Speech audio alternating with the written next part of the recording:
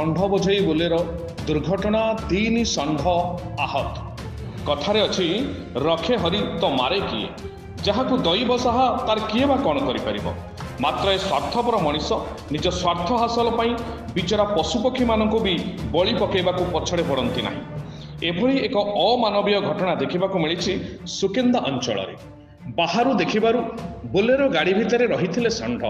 मूलचाल सरीथिला, षंढ गाड़ी पहुंची माल मिली था, किंतु सबु प्लान फेल हो गला।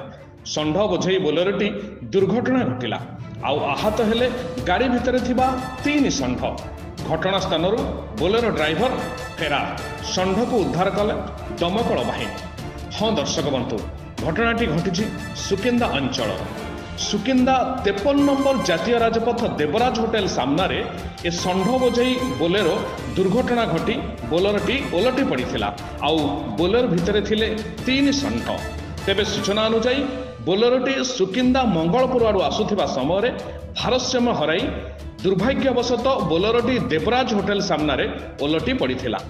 स्थानीय लोके देखी सुकिंदा पुलिस और सुकिंदा अग्निशम बाहिनी को खबर देथिबा बेले घटनास्थल में सुकिंदा पुलिस और अग्निशम बाहिनी ऑफिसर रजनीकांत सामल एक टीम नहीं पहुंची ओलटी बोलेरो भितरु सुरक्षित भाव में 3 षंढ को उद्धार करथिले।